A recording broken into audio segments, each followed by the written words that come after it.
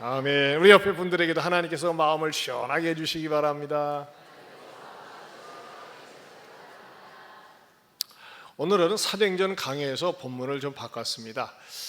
왜 그러냐면 지난 주간에 우리가 광복 74주년을 보내면서 우리 그리스도인들이 가져야 되는 역사의식에 대해서, 여러분, 고등 종교일수록 역사가 있습니다. 저급 종교일수록 역사가 없습니다. 여러분, 무당은 역사가 없습니다. 그러나 수준 높고 고급스러운 종교일수록 역사의 뿌리가 있습니다. 특별히 우리가 믿는 하나님은 역사의 하나님이십니다. 근데 하나님께서 모세를 통해서 이스라엘 백성들에게, 모세가 그가 임종을 앞두고 이스라엘 백성들을 돌아볼 때 한마디로 해서 너무 답답해요. 왜냐하면 은혜를 자꾸 잊어버리니까. 그래서 모세가 책망하는 투로 6절에 이렇게 말씀하고 있습니다. 어리석고 지혜 없는 백성아, 여호와께 이같이 보답하느냐. 그럴 수가 없다는 거죠. 이스라엘 백성들을 광야 40년 동안에 낮에는 구름 기둥, 밤에는 불 기둥으로 이렇게 인도하면서 말이죠, 그들을 지도하고 보호하고 축복했는데, 툭 하면, 조금만 서운하면 삐치고, 또 하나님이 외면한 조금이라도 이렇게 무심한 듯하면 말이죠, 하나님께 대적하고 그러는 이스라엘 백성들을 보면서 모세가 어리석고 지혜 없는 백성아, 어떻게 그렇게 하나님 아버지께 보답하느냐면서 책망하는 투로 말씀을 하고 있습니다. 그러면서 무엇을 상기시키느냐? 옛날을 기억해라. 니네들이 옛날에 종되었던 때를 기억해라. 역대 연대를 생각하라. 뭐예요? 역사를 잊지 말라는 겁니다. 네가 지난날 어떻게 살았는지, 어떤 존재였는지 잊지 말라고 하는 것입니다. 여러분, 우리 민족도 마찬가지입니다. 우리 민족도 말이죠, 그냥 숭숭장구한 그런 민족이 아니었습니다. 굉장히 고난이 많았습니다. 아픔이 많이 있었습니다. 특별히 우리가 일제 치하에서 얼마나 많은 고통을 당했습니까? 광복 74주년을 보내면서 특별히 이 최근에 우리가 일본에 대한 뉴스를 매일마다 접하면서 우리 그리스도인들은 일본에 대해서 어떤 자세와 경각심을 가져야 될까, 제가 한번 정리를 해서 여러분들에게 말씀을 준비하고자 여러분들에게 전하려고 이렇게 준비를 했습니다. 오늘 설교 제목이 성도의 4.1 정신입니다. 4.1 정신. 무슨 4.1인가?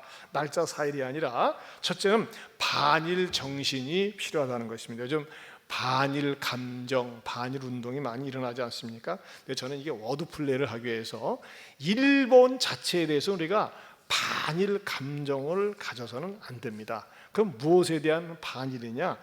일본의 집권자 아베 정권에 대해서는 우리가 반일 감정을 가져야 됩니다. 왜냐하면 이 아베 정권은 굉장히 악한 정권입니다. 아베라고 하는 인물도 굉장히 악합니다.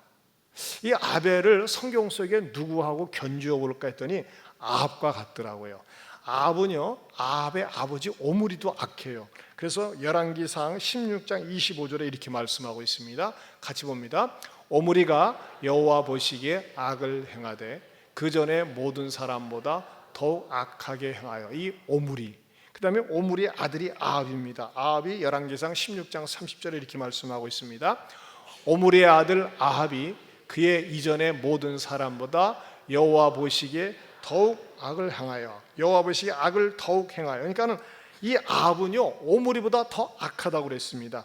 그런데 최근에 일본과의 무역 전쟁을 이렇게 지켜보면서 우리가 반아베 의식을 철저하게 가져야 된다는 것입니다. 왜냐하면 히틀러 한 사람 때문에 독일이 아주 그냥 전쟁 국가가 된 것처럼 이 아베 한 사람 때문에 일본이 망할 수도 있고, 일본이 주변 나라에 엄청난 상처를 다시 안겨줄 수도 있다고 하는 것입니다. 지금 일본은 말이죠, 이렇게 물질적으로는 풍요롭게 이렇게 산다고 큰 소리를 치고 있습니다만 순식간에 날아갈 수도 있습니다. 왜? 위험한 짓거리를 할 때. 우리가 지난 주간에 74주년 광복절을 맞이했어요. 근데 일본에서는 종전 74주년 기념식을 가졌습니다. 그 종전 74주년 기념식 때 일본 왕은 지난날 자기네들이 주변 국가에 끼쳤던 것에 대해서 반성을 한다고 그랬어요. 그런데 아베는 뭐라고 얘기했는지 아십니까? 아베는 그렇게 얘기하지 않고, 아베는 지난 2차 세계대전에서 300만 명의 동포가 목숨을 잃은 그러한 비극이었다 하면서 자기네 나라가 피해자라고 그랬어요.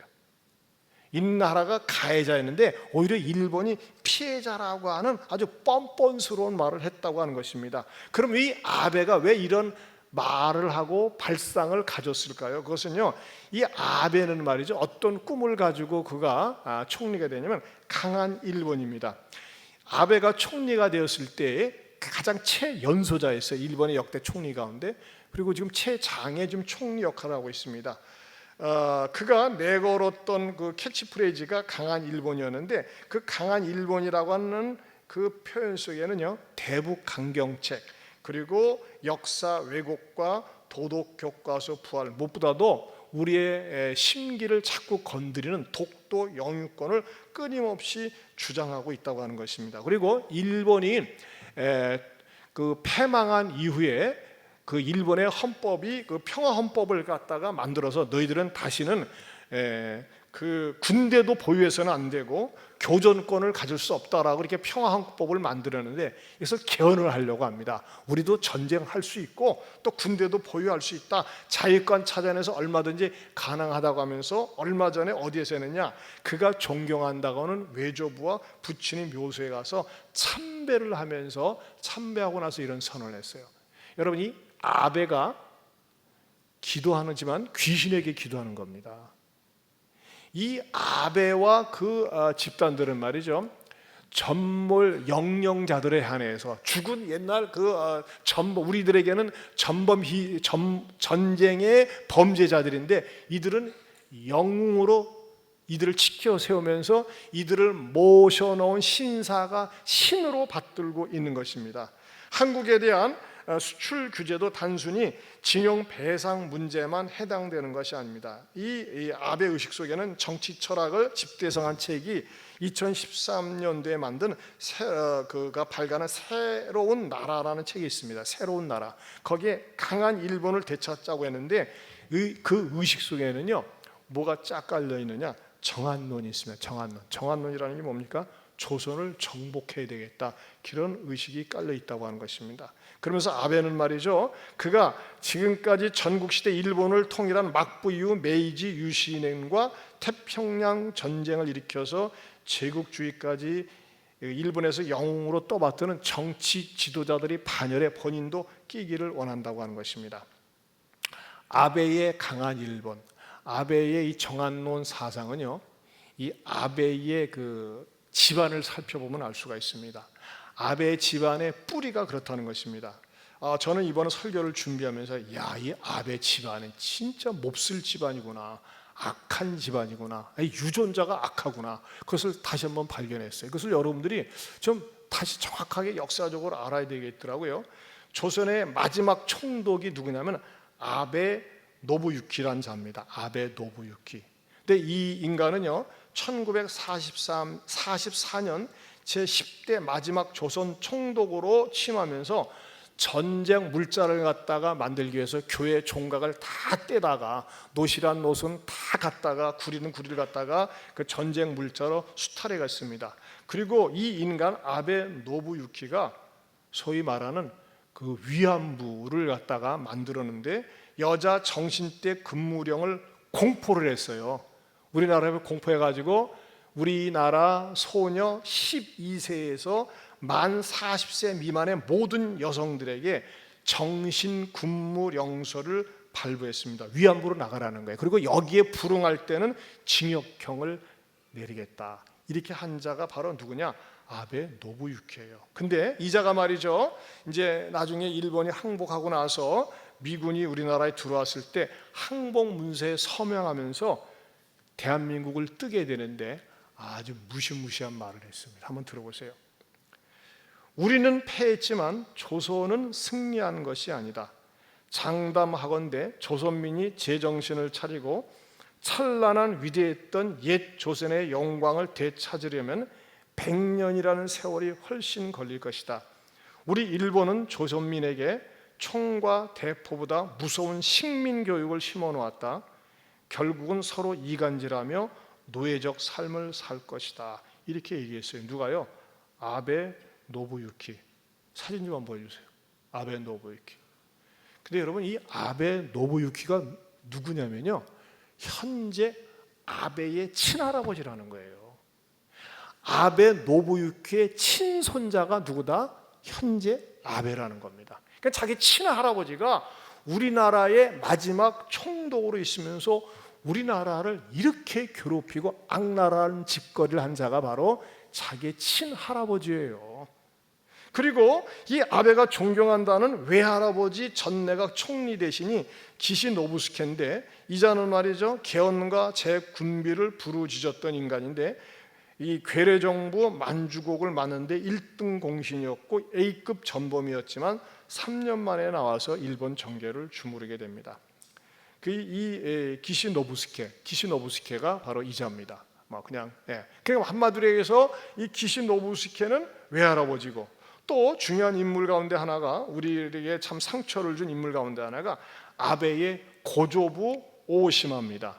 이자는 말이죠, 1894년 일본군 8,000명을 끌고 와가지고 경복궁을 점령하고 민비를 시해하도록 이렇게 지시를 한 이러한 인물이 바로 아베의 고조부 오시마다.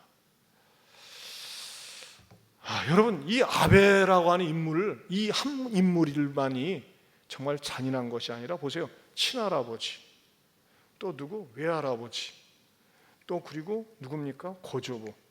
이런 인간들이 계속 대를 이어가면서 우리 민족을 괴롭히고 우리 민족을 갖다가 고문하고 침탈한 악한 그러한 그 뿌리가 바로 아베에게 있다고 하는 것을 여러분이 잊어서는 안 된다는 것입니다.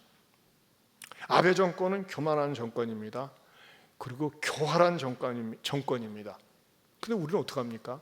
여러분, 내가 살고 있는 앞집 사람하고 불편하게 산다면 어떻게 하면 됩니까? 이사 가면 돼요. 근데 이웃 나라가 불편하다고 해서 우리는 이사 가면 안 돼요. 어떻게 합니까? 그 나라하고 더불어 살아야 돼요. 그래서 저는요, 이번에 이 설교를 준비하면서 이런 기도를 적극적으로 하기로 했습니다. 악한 아베 정권 물러가라. 우린 기도해야 돼요. 기도. 농성만 하는 것이 아니라, 우리 이제 반일 감정을 가지고 뭐 아베 아웃, 아베 정권 물러가라 하지만은요, 그거보다 더 큰 힘은 기도의 힘인 줄로 믿습니다. 김정은 정권 악한 정권입니다. 무신론 정권입니다. 아울러서 아베 정권 교만하고 교활한 정권입니다. 한번 죄송하지만 따라서 하실까요? 김정은 정권은 무신론 정권, 아베 정권은 교활한 정권, 물러갈지어다. 여러분, 기도로 선포해야 됩니다. 기도로 해야 돼요. 우리가 기도할 때 말이죠, 하나님은요, 우리의 기도를 통해서 반드시 김정은 정권이 무너지고 아베 정권도 교체될 날이 올 줄로 믿습니다. 그러면서도 우리는 두 번째로 극일 정신을 가져야 됩니다. 극일 정신. 극일 정신은 뭡니까? 일본을 극복해야 됩니다. 여러분, 우리의 삶 가운데서는요, 일본의 잔재의 의식이 굉장히 많이 있습니다. 옛날에 말이죠, 지금도 일본을 가면요, 중고등학생들이 검정 교복을 입고 머리 빡빡 깎고 그러고 다녀요. 우리 옛날에 그랬었잖아요. 근데 이런 것들은 일본의 잔재 문화다 그래가지고서 이런 것들을 다 교정하고 수정을 했습니다. 그런데 여러분, 뭐 다른 것도 많이 있지만 우리의 일상적인 생활 속에 깊이 뿌리 내려져 있으면서 알지 못하고 이게 우리 문화인 것처럼 생각하고 있는 일본의 잔재 문화 가운데 하나가 뭔지 아십니까? 장례 문화입니다. 여러분, 이 장례 문화 속에 왜 꼭 굳이 3일장을 지내고 완장을 차야 할까요? 이것은요, 1934년 조선 총독부가 의례준칙을 발표했습니다. 의례준칙. 그 의례준칙을 통해서 완전히 장례 문화를 일본식으로 바꾸었다고 하는 것입니다. 왜 그러냐면요, 이 조선 총독부에서 한국 사람들이 자주 모이지 말아야 되는데, 한국 사람들이 공개적으로 결속력 있게 모일 수 있는 가장 좋은 게 뭡니까? 누구네 집에 장례가 났다 할 때는 다 찾아가잖아요. 그리고 거기에 모여가지고서 독립운동을 계획하고 또 거사를 주도하고 하니까 말이죠, 이것을 흐트러뜨리기 위해서, 길게 하지 않도록 하기 위해서 말이죠, 3일장 내지 5일장으로 하라고 딱 못을 박은 겁니다. 그리고 우리가 이 의례준칙 발표 이전에는 고인이 돌아가셨을 때 생전에 입던 좋은 가장 옷을 입도록 했었다고 합니다.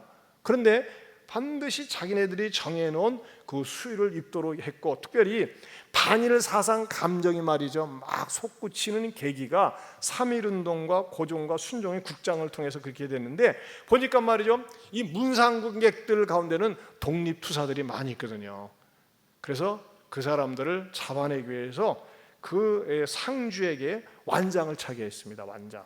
그 완장을 차가지고서 상주들이 누군지를 구분하도록 했는데, 지금도 말이죠 완장 차는 문화가 있어요. 왜 완장을 왜 찹니까? 지금은 완장을 왜 차냐고 물어보면요, 그래야지 상주가 누군지 알아낼 것 아닙니까? 그런데 이 말이 모순된 게 뭐냐면요, 여러분들이 부고장 받았을 때 누구 돌아가셨구나 하면요, 그 찾아가서 상주가 누군지 모르는 사람이 있습니까? 상주 다 알아요. 근데 굳이 완장을 왜 찹니까? 이게 일제 잔재 문화라는 거예요. 일제 잔재 문화. 그래서 김영삼 대통령 때는 말이죠 이 완장을 차지 않았어요. 더 놀라운 것은요, 그 우리가 전에는 안 그랬었는데 이것이 일본의 잔재 문화 가운데 아주 그냥 비용이 많이 드는 건데, 국학고 생화재단 만드는 거, 이게 일본의 잔재 문화입니다. 예전에는 영정 주위에 병풍을 세워가지고서 비용이 들지 않았는데, 국학고 장식과 조화를 이렇게 바꿔놨습니다. 이 국학고는요 일본 황실을 상징합니다. 황실. 그러니까 너희들이 죽었을 때 일본 황실의 보위하에서 말이지 이게 편안하게 죽는겨, 이것을 알게 모르게 심어놓은 거예요. 그렇기 때문에 말이죠 이것을 바꿔줘야 된다고 생각이 되면, 사실 국학고 장식하는 거 보기는 좋지만 비용 엄청나게 들어가요. 보니까 몇백씩 들어가고 그러더라고요. 그런데 이것이 일본의 잔재 문화였다고 하는 것입니다. 우리가 일본을 극일을 해야 되는데, 극일을 해야 되는 가운데 좋은 그 모범을 보인 우리나라 전직 대통령 가운데 한 분이 김대중 대통령입니다. 이 김대중 대통령이 그 오부치 게이조 전 총리와 이 회담을 하면서 새로운 그 길을 마련했어요. 아베는 오부치 게이조 전 총리를 통해서 배워야 됩니다. 왜냐하면요 1998년 10월 도쿄에서 그 21세기 새로운 한일 파트너십 공동선언을 채택합니다. 그 오부치 총리와 더불어서 말이죠. 근데 그 문서가 굉장히 감동적입니다. 일본 총리가 이렇게 선언을 했습니다. 뭐라고 했냐면요, 그 오부치 총리가 얘기하기를, 그는 식민 지배로 인해 한국 국민에게 다대한 손해와 고통을 안겨줬다는 역사적 사실을 겸허히 받아들이며 통절한 반성과 마음으로부터의 사죄를 한다 그랬어요. 이 선언이 우리 백성들의 마음을 정말 시원하게 해줬지만, 그때 당시에 자민당과 일본 보수 계층에서는 말이죠 얼마나 비난을 했는지 모릅니다. 그러나 이 오부치 게이지 정 총리는 정말 정직하게 했어요. 이것을 갖다가 그때 당시에 김대중 대통령을 수용하고 받아들였습니다. 그러면서 뭐라고 얘기했느냐, 우리가 일본 문화를 수용하고 받아들이고 좋은 것을 배워야 됩니다. 그러면서 서로 협력해가지고 시너지 효과를 내야 됩니다 하면서 김대중 대통령이 그렇게 받아들이면서 일본하고 한국과 교류가 원활하게 되었고, 그 이후로 일본을 자유스럽게 우리나라가 드나들게 되었던 거예요. 그리고 햇볕 정책을 북한과 펼치면서, 저도 그때 당시에 사실 김대중 대통령의 정책 덕분에 2002년 2월 달에 북한을 다녀오게도 된 것입니다. 자, 이 김대중 현직 우리 대통령은요 김대중 대통령으로부터 배워야 돼요. 왜냐하면 이 평화 정책을, 설린 정책을 잘 펼쳤다고 하는 것입니다. 그러나 지금은 어떻습니까? 지금은요 우리가 일본이나 러시아나 중국이나 미국으로부터 말이죠 여기저기서 얻어맞고 있어요. 여러분 오죽하면 말이죠, 오죽하면은 호날두 같은 인간이 우리나라를 무시해가지고서 저렇게 무례하게 행치 않았겠습니까? 저는 그런 의미에서 참 하나님께서 때로는 우리 민족에게 위로를 주기 위해서 오부치 게이조 같은 전 총리를 이렇게 세우신 적도 있고, 한번 잠깐 사진 좀 보여주세요. 네, 이 통절한 반성을 한 오부치 게이조 총리라고 하는 것입니다. 그런데 이 총리가 사라진 다음에 아베가 집권을 하면서 아주 우리나라를 은근히 깔보고 무시하기 시작했다고 하는 것입니다. 그러나 여러분, 나라와 나라의 관계에 있어서 특별히 일본은 말이죠 선진국에 속해요. 적대적으로 대해서는 안 됩니다. 그러나 적대적으로 대해서는 안 되지만 아베 정권에 대해서 우리가 적대적인 마음을 갖고 기도를 해야 되지만 일본이란 나라에 대해서 적대적인 감정을 가지면 우리나라에 하등 유익될 게 없습니다. 대신에 무슨 정책을 펴야 될까요? 햇볕 정책을 펴야 돼요. 그들의 마음을 누그러뜨리면서 우리의 진리를 찾아야 된다고 하는 것입니다. 한 걸음 더 나가서 우리나라는 세 번째, 우리 그리스도인들은 지일 정신을 가져야 됩니다. 지일 정신. 여러분, 일본을 알아야 됩니다. 여러분, 한동안 우리나라가 정말 일본 많이 갔었어요. 왜냐면요, 죄송한 얘기지만 우리나라 제주도나 어디 가는 것보다 더 싸기 때문에. 저도 일본을 많이 갔었는데, 여러분, 일본을 다녀오신 분들은 한결같은 공통적인 얘기가 뭡니까? 일본 사람들은 친절하다, 겸손하다, 정직하다, 물건 하나 분명하게 만든다. 우리가 인정할 건 인정해야 되거든요. 또 일본 사람들은요, 어려서부터 그 의식이 남에게 피해를 주지 말아라, 남에게 불편하게 하지 말아라, 이런 것을 가르쳐 줬어요. 여러분, 지난 주간에도요, 큰 탑뉴스로 나왔던 것 가운데 하나가, 누가 차를 몰고 가다가 갑자기 끼어들어서 빵 눌렀더니 나가지고서 말이죠, 물병으로 후려치고 핸드폰 찍으니까 냅다 던져버리고 막 구타하고 그런 거 나타났잖아요. 일본에서는요, 도로가 우리보다 훨씬 좁습니다. 그래도 차가 밀리거나 끼어들어도 빵 누르는 법이 없어요. 그 제가 여러 차례 들었어요. 항상 남을 생각하는 그런 마음이 있어요. 근데 우리나라는 성질들이 급해가지고서 말이죠, 이 공중 도덕 질서가 너무나 약하다고 생각을 해요. 이것은요, 일본과 우리가 악화되기 전에 있었던 올해 5월 26일 날 어느 교장 선생님이 올린 글입니다. 굉장히 충격적인데, 우리나라 교장 선생님이 올린 글이에요. 한번 들어보세요. 일본 초등생의 한국 수학 여행이란 제목이었습니다. 어느 가을날 불국사업 뜰은 관광객으로 붐비고 있었다. 그 많은 사람들 중에 내 눈에 띄는 건 초등학교 어린이들의 행렬이었다. 초등학교 교장이란 직업의식이 이렇게 작용하는가 싶었다. 불국사 앞에는 수학 여행단으로 보이는 일본 어린이 2학급과 우리나라 어린이 4학급 정도가 나란히 모여 있었다. 가만히 두 나라 어린이들이 하는 모습을 지켜봤다. 일본 어린이들은 질서정연한 반면 우리나라 어린이들은 김밥, 과자 등을 서로에게 던지며 피하느라 온통 아수라장이었다. 어머니가 정성껏 싸준 김밥을 돌멩이처럼 던지며 장난하는 것도 그렇지만 던져서 흩어진 김밥을 어떻게 하란 말인가 걱정이 되었다. 그때 일본 어린이 한 명이 일어나서 선생님, 저 아이들이 왜 저렇게 야단을 하는 거죠? 라고 물었다. 선생님은 곁에 있던 내가 일본말을 알아들으라고는 생각하지 않았는지 아니면 일부러 들으라고 한 말인지 이렇게 말하였다. 조선은 옛날 우리의 하인과 같은 나라였는데 지금은 조금 잘 살게 되었다고 저 모양이구나. 하는 짓을 보니 저러다가 다시 우리 하인이 되고 말 것 같구나 라고 했다. 일본 선생님의 얼굴은 진지했다. 그 순간 등줄기를 타고 흐르는 진땀을 나는 느꼈다. 우리나라가 다시 일본의 압박을 받게 될 것이라는 말을 아이들 앞에서 저렇게 당당하게 하다니 어쩜 지금도 저들은 그런 생각을 가지고 우리나라를 대하고 있는 것은 아닐까 싶었다. 서글픔과 걱정이 뒤섞인 채 어린아이들을 지켜보았다.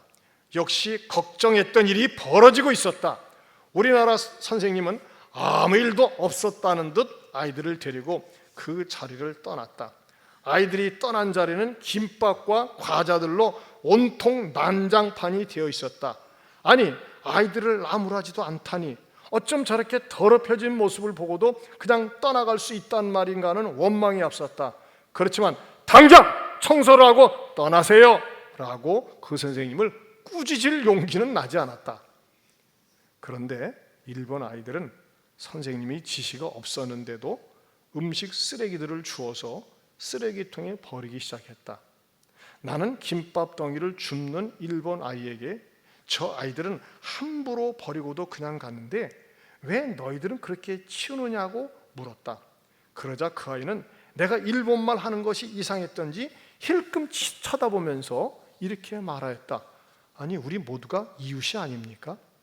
우리가 버린 것이 아니더라도 더러운 것을 줍는 것이 뭐가 이상합니까? 라며 되물었다. 나는 너무나 창피해서 귀미까지 빨개졌다. 우리가 이대로 이런 식으로 교육하다가는 큰일 나겠구나. 혼잣말을 하며 쓰디쓴 얼굴이 됐다. 하인 같았던 나라, 다시 하인이 될 것 같구나라는 일본 교사의 말이 귓가를 맴돌면서 왱왱하는 불자동차 소리를 듣는 것 같았다. 여러분 어떻게 생각하십니까? 여러분 중국이 아무리 잘 산다고 해도요, 거기는 아직 윤리나 그 생활 태도가 정말 더럽기 짝이 없습니다. 그래서 이제 제주도 가면요, 일본 사람들 얼마나 시끄럽고 막 더럽고 그런 데잖아요. 근데 제가 이 일이 일어나기 전에 일본에 가서 들은 얘기 가운데 좀 창피한 얘기가 있었어요. 일본 사람들은 환경 미화원이 없어요. 그들은 말이죠, 가만히 보면요, 그 가이드들도 보면 담배 피거나 뭐 먹으면요, 비닐을 갖고 다니면서 자기 주머니에다 넣더라고요. 쓰레기통이 없으니까 자기 스스로가 가서 버리는 거예요. 그런데 일본 그 식당이나 그런 이제 그 가이드들 얘기가 보면요, 업주들이 뭐라 그러냐면 중국 사람들이 지저분한 게 더 좋대. 그럼 뭔 말인가 있어요. 중국 사람들은 먹으면 길가에다 탁탁 버려요. 그러면요, 청소하기가 좋아요. 근데 한국 사람들은 담배 피거나 뭐 먹으면요, 숨겨 놓는데, 우리 교회에 가보면요, 이 화단 쪽에 꼭 숨겨놓고 버려. 바깥에서 버리면 오히려 치우기가 좋잖아요. 숨겨놓고 버리니까 더 고통스러운 거예요. 더 힘들어요. 여러분, 정말 이 교장 선생님의 글이 아주 진실되고 맞는 것 같아요. 너무 우리 아이들을 버르장머리 없게 키우고 더럽게 키우고 막 키워요. 귀하다고 하면서. 아닙니다. 도덕적 수준이 그 나라의 국민성을 드러내주는 겁니다. 사실 일본이라는 나라는 말이죠, 이 정권이 악한 정권이지 국민들은 교육을 잘 시키고 있습니다. 이거 우리들이 이런 것들은 우리가 고쳐야 되고 배워야 된다고 생각을 합니다. 여러분, 그런 의미에서 또 부탁합니다. 점심 때 깨끗이 먹는 거. 야, 지난주일 말이죠, 얼마나들 깨끗이 먹었는지 너무너무 좋아요. 글쎄 말이죠, 평소에 쓰레기를 10분의 1도 안 되는 거예요. 여러분, 이런 교육을 교회에서 하고 가정에서 하고 내가 먹은 거 내가 치우고. 여러분, 난 이 말에 이 교장 선생님이 이게 참 충격을 받았어요. 남이 버린 것인데 내가 줍는다. 왜? 이웃 아닌가요? 이건 굉장한 수준입니다. 우리는요, 내가 먹은 것도 내가 치우지는 않습니다. 남이 치우길 원해. 옛날에는 말이죠, 우리가 학교에 다닐 때 60, 70명 학교 있었을 때 학교 파고 나면 우리가 다 쓸고 청소하고 그랬어요. 요즘 청소시켰다고 난리 납니다. 용역도 따왜 우리가 합니까? 야, 교무실에 가서 백목 갖고 올래. 선생님, 내가 심부름하기 위해서 이 자리에 왔습니까? 왜 날 시킵니까? 이야, 이건 정말 말이죠, 문제가 있어요. 일본은 말이죠, 이 아이들이 선생님에 대해서, 스승에 대해서, 어른에 대해서 절대 순종하는 것을 가르칩니다. 참 그런 의미에서 우리가 많이 생각하고 우리들 교육을 되돌아야 될 부분이 많이 있습니다. 우리는 권위를 깡그리 무시하는 것에 대해서 아주 익숙해져 있는 것 같아요. 이건 굉장히 위험하지 않나 싶습니다. 저는 그러면서도 칙일 정신을 가져야 한다고 봅니다. 칙일 정신. 이건 제가 이렇게 설교를 준비하면서 이렇게 묵상하며 맞는 말이면 칙일. 칙일 정신이 무슨 말이냐? 측은지심에서 왔습니다. 측은지심. 저는요, 일본을 저도 나름대로 여러 차례 오래전부터, 저는 95년부터 갔었습니다. 이전에 오카노 목사님 네가 대신 집회를 가라 해서 홋카이도, 오래된 얘기죠. 일본을 갈 때마다 느끼는 건데 얼마나 일본이 불쌍한지 몰라요. 막 가슴이 짠해요. 경제적으로는 여유 있고 잘 살지만요, 개인들 한 사람 한 사람들 보면 마음도 그렇고 얼굴도 그렇고 어둡습니다. 왜 그러냐? 일본에 공식적으로 등재된 일본 귀신만 800만입니다. 800만 귀신이 있어요. 별의별 종류의 귀신들이 있습니다. 그러니까 귀신 속에서 태어나서 귀신 속에서 살다가 귀신을 숭배하고 죽는 나라가 일본입니다. 그리고 일본이란 나라는 말이죠, 말로는 의회 민주주의라고 하지만 전체주의 국가나 다름이 없습니다. 여러분, 전체주의 국가는 어떤 국가입니까? 개인의 자유와 권리를 억압하면서 정부나 지도자의 권위를 절대화하는 나라가 전체주의자입니다. 전체주의 국가입니다. 여러분, 전 세계에서 대한민국처럼 언론의 자유와 권리를 만끽하고 누린 나라가 없습니다. 동의하십니까? 우리나라처럼 자유스러운 나라가 없어요. 근데 일본 말이죠, 전체주의 국가입니다. 그러다 보니까요, 늘 일본 사람들은 스트레스를 많이 받고 마음과 얼굴이 어둡고, 노래도 말이죠, 단조 노래, 어두운 노래들이 많습니다. 그런데 이런 일본을 생각할 때 참 불쌍하다, 측은하다, 그런 마음을 가지면서 우리가 어떻게 접근을 해야 될까요? 복음으로 접근을 해야 된다고 하는 것입니다. 여러분, 이 일본이라는 나라를 그냥 두면 말이죠, 이 정치인들의 그 우경화와 이 말하자면 강한 일본을 자꾸 주입시키면서 마음에 반성도 없고 죄책감도 없고, 애들이 어려서부터 그렇게 교육을 잘 받지만 시간이 지나면서 말이죠, 독도는 지네 땅이라고 그러고 우리나라를 지배했던 것이 잘한 것이라고 그러고 우리나라를 지배함으로 말미암아 우리나라가 잘 살게 됐다, 그걸 자꾸 알게 모르게 가르친다니까요. 자기네들이 잘못한 것에 대해서, 우리나라에 대해서 죄를 저지른 것에 대해서 깨달음이 없어요. 그러나 복음이 들어가면 우리나라를 지배했던 것은 엄청난 죄악이고 악행이었다고 하는 것을 깨닫는 것입니다. 역시 지난주에 있었던 일입니다. 일본에서 존경받는 목사님이 오야마 레이지 목사님이세요. 저도 이 목사님이 이전에 사랑교회 있을 때 목사님 모셔서 같이 이렇게 제자훈련, 이 목사님이 제자훈련하는 목사님인데, 이분은 일본에 현재 살아있는 양심이라고 합니다. 그 목사님이 지난 주간에 제암리교회에 오셔가지고 일본 교인 17명을 인솔해가지고 와가지고 정말 다시 사죄를 했어요. 이 목사님 올 때마다 사죄를 합니다. 이 오야마 레이지 목사님 한번 이렇게 사진 보여주세요. 90이신데 정정하세요. 근데 이 목사님이 역사를 통해서 뭘 깨닫게 되느냐, 일본의 간악한 자들이 제암리교회에 성도들을 집어넣고 바깥으로 못 나가게 한 다음에 불태워서 죽였다는 사실을 안 다음에 목사님이 너무나 하나님 앞에 부끄럽고 예수 믿고 목사가 된 다음에 이건 큰 죄악임을 깨닫고 그 제암리교회에 와가지고서 우리가 회개하는 마음으로 예배당을 우리가 헌금을 해서 지어드리겠습니다, 그렇게 했어요. 했더니 그때 당시에 그 제암리교회 후손들이 우리는 일본 사람들의 헌금을 필요로 하지 않습니다, 일본 돈 필요로 하지 않습니다 하면서 강하게 거부를 했어요. 그리고 이 오야마 레이지 목사님에게 침을 뱉고 막 강하게 여기 얼씬도 하지 말라고 우리 목사님을 박대했어요. 그때 목사님은 다 수용하고 받아들였어요.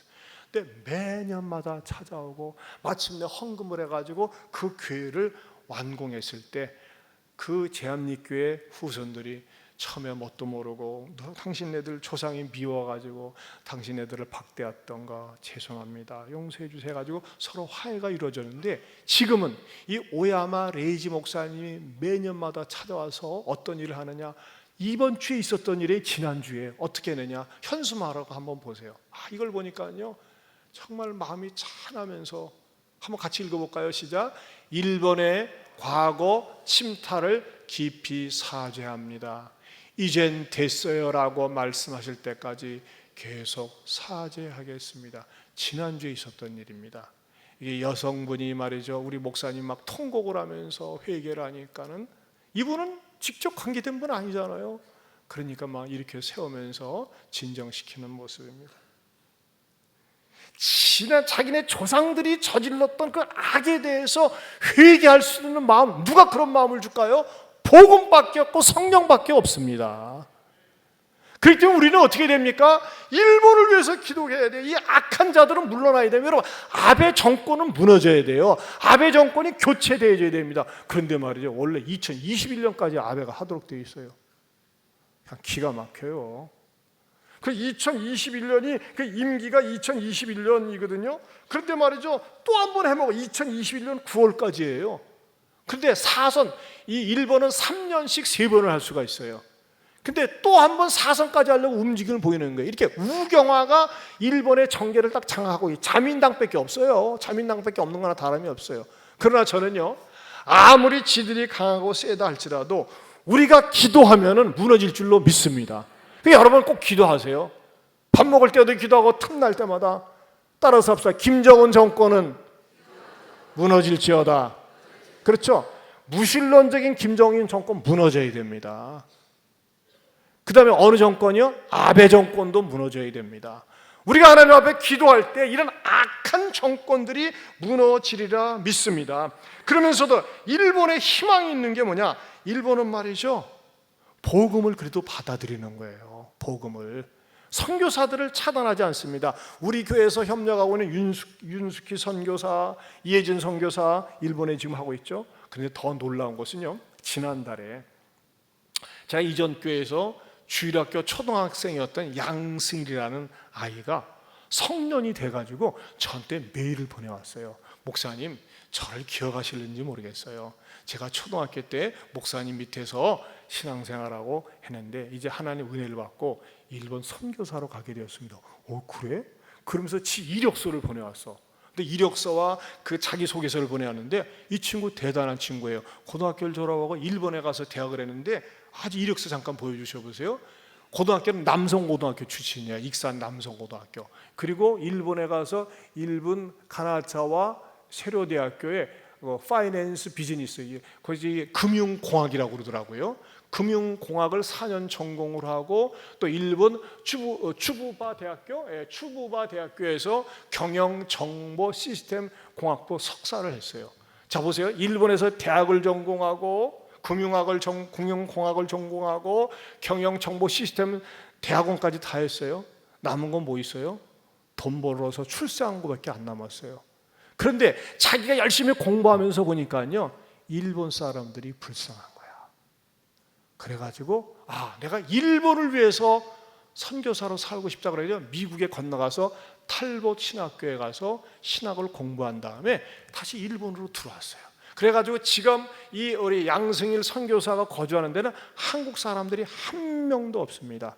그러면서 목사님, 제가요 한국 교회에 아는 데가 아무도 없어요. 파송교회는 미국에 있는 교회지만 목사님 교회에서 저를 좀 협력해 주시고 지원해 주세요라고 이렇게 말하자면 문서가 보내온 거예요. 그래서 그래, 참 기특하다. 그래서 너가 우리 교회 와서 있잖아, 한번 이렇게 선교 간증 메시지를 하면 좋겠다 해가지고서 오기로 했는데, 제가 이 친구가 딱 오는 날짜가, 한국을 경유하는 날짜가 싱가포르 포럼이 있어가지고 못 왔어요. 그리고 그냥 갑자기 들리고 갔는데 저한테 목사님 감사한 일이 있어요. 일본 선교사들이 비자가 안 나오는데 지난달 말에 5년 선교 비자가 나왔다는 겁니다. 그러니까 일본이 말이죠, 망하지 않도록 하기 위해서 그래도 이런 선교사들에 대해서 비자를 허락해 주는 거예요. 그러면서 우리 양승일 선교사가 목사님 기도해 주세요. 여러분, 일본은요 장년들 전도하기가 어렵습니다. 이 장년들, 성인들은 말이죠, 이 짬뽕 귀신들이 그냥 항상 가득 차 있어가지고 예수를 전해도요, 예수도 수없이 많은 귀신 가운데 하나로 생각한다니까는. 그러니까 예수 전하기가, 그래서 일본에도 말이죠, 어린이들을 중심으로 해서 복음을 전해야 되는데 중학교 아이 2명을 전도한 거예요. 아미짱하고 아이카짱, 두 아이, 중학교 1학년짜리를 전도했는데 목사님, 이 아이를 전대는데 이 아이들이 예수님 영접했어요. 이 아이들이 믿음 잘 자랄 수 있도록 기도해 주시면서 저한테 일부러 사진을 보내온 거예요. 여러분, 얼마나 귀한 사역입니까?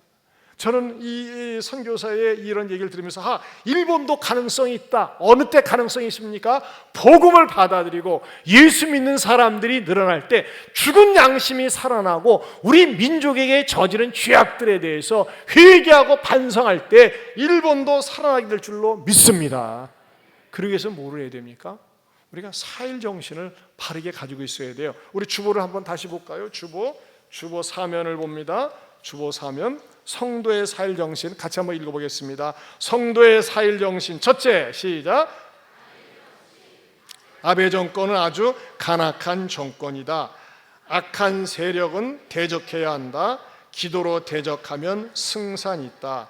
둘째, 극일 정신, 우리 내부에 있는 일본의 잔재 문화와 의식을 과감하게 퇴치시켜야 한다. 셋째, 지일 정신, 적을 알아야 적을 이길 수 있다. 무조건 나쁘다고 말고 좋은 것은 배워야 한다. 넷째, 칠일 정신, 일본은 귀신이 지배하는 불쌍한 민족이다. 그렇게 십자가로 끌어안고 복음을 전해야 한다. 동의하십니까? 우리 한번 이 찬양 부르면 좋겠습니다. 고요한 아침의 나라.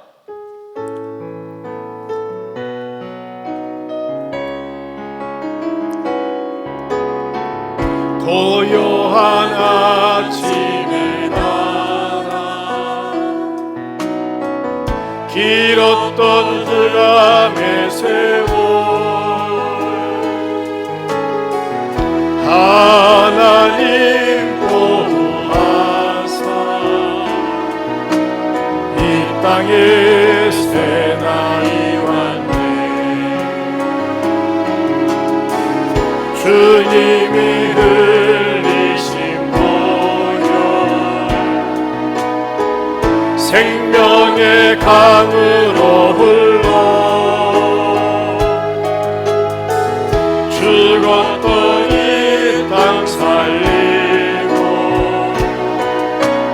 하늘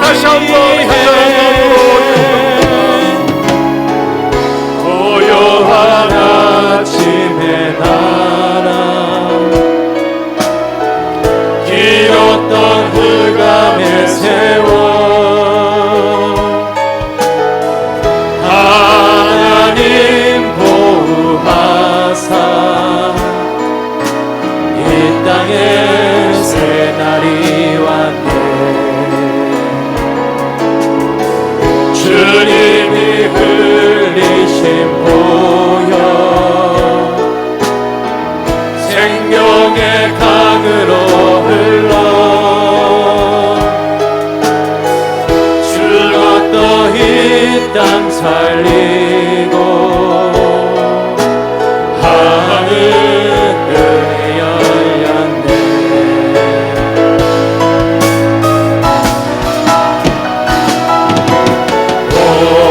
고요한 아침의 나라 주를 위해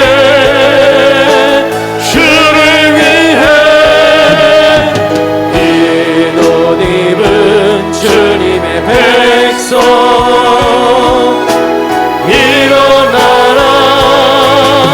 일어나라 빛을 발하라 주의 영광 내 위에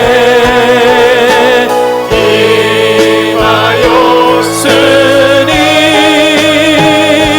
빛을 발하라 열방의 빛 비추라 너의 주를 위해. 이 시간에 우리나라를 위해서 기도하기 원합니다. 우리 문재인 정부가 겸손하고 지혜롭게 잘 정치를 하게 하여 주옵소서. 북한의 김정은 정권은 무너지고 일본의 아베 정권, 이 교활한 정권도 무너지게 하여 주시고 우리나라는 이를 통해서 더욱더 단결하고 위기를 기회로 삼는 나라, 하나님 앞에 쓰임 받는 우리 민족이 될 수 있도록 이제는 우리 주 예수 그리스도의 은혜와 하나님 아버지의 변함이 없는 사랑과 성령님의 감화 감동 교통하심의 은혜가 나라를 위해서 누구보다 앞장서서 기도하며 애국하며 하나님 앞에 몸부림치며 살겠노라고 위기를 기회로 만드는 것을 바다 두 눈으로 믿음의 눈으로 보면서 살겠노라고 마음에 다시 한번 다짐하는 모든 성도들 위해 영원토록 함께 있을지어다. 아멘.